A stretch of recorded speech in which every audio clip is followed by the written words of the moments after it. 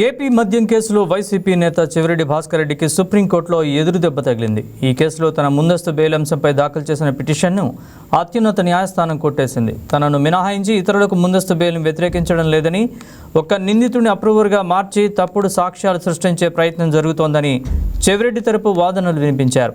అయితే పిటిషన్లో విచారణకు అర్హమైన అంశాలేవీ లేవని అభిప్రాయపడిన సీజేఐ ధర్మాసనం పిటిషన్ను డిస్మిస్ చేసింది.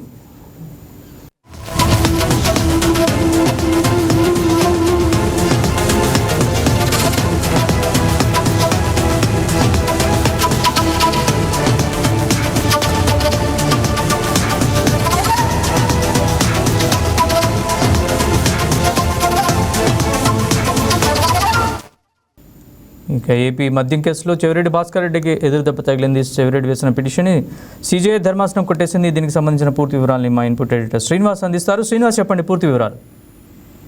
రైట్ నరేష్, ఏదైతే ఏపీ లిక్కర్ స్కామ్ కేసుకు సంబంధించి ఎక్సైజ్ శాఖ ప్రత్యేక అధికారిగా ఉన్న దొడ్డ వెంకట్ ప్రసాద్ కు హైకోర్టులో గతంలో బెయిల్ రావడం జరిగింది. అయితే ఈ బెయిల్ ని రాష్ట్ర ప్రభుత్వం కానీ, ఏదైతే ఈ లిక్కర్ స్కామ్ కేసుకు సంబంధించి విచారణ చేస్తున్న సిట్ అధికారులు కానీ ఎక్కడ కూడా సుప్రీంకోర్టుకు వెళ్ళడం జరగలేదు. అంటే కింది కోర్టులో బెయిల్ వస్తూ దాన్ని ఛాలెంజ్ చేస్తూ పై కోర్టుకు వెళ్తుంటారు ప్రభుత్వం కానీ, ప్రభుత్వం తరపున వాదన వినిపిస్తున్న వారు కానీ ఈ కేసుకు సంబంధించి దొడ్డ వెంకట్ ప్రసాద్ కు బెయిల్ రావడం, హైకోర్టులో బెయిల్ రావడంపై ఎక్కడ కూడా ప్రభుత్వం వెనుకడుగు వేయలేదు, అలానే వదిలేయడం జరిగింది. అయితే దీనికి సంబంధించే చెవిరెడ్డి భాస్కర్ రెడ్డి ఈ కేసుకు సంబంధించి వెంకట్ ప్రసాద్ కి బెయిల్ ఇవ్వడానికి తప్పుపడుతూ సుప్రీంకోర్టుని ఆశ్రయించడం జరిగింది. దీని మీద విచారణ జరిపిన సుప్రీంకోర్టు ఖచ్చితంగా దీనికి సంబంధించి యాక్సెప్ట్ చేయలేదు.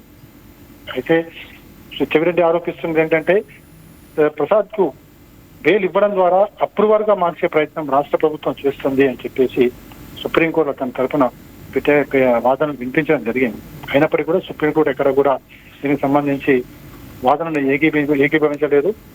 ఏదైతే అధికారికి ఇచ్చిన బెయిల్ సమంజసంగానే భావించడం జరిగింది.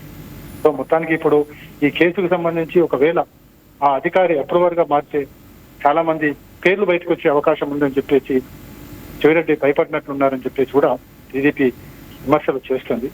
మరి ఈ కేసులో ఇప్పుడు మునుముందుకు సాగేందుకు చెవిరెడ్డి భాస్కర్ రెడ్డి చెప్పినట్లే వెంకట్ ప్రసాద్ అప్రూవర్ గా మారితే ఎవరెవరి పేరు చెప్తారనేది చూడాల్సి ఉంది. దీని ఇంకొక ఉత్కంఠ అయితే కొనసాగుతుంది. Naresh. Right Srinivas, thanks for the update.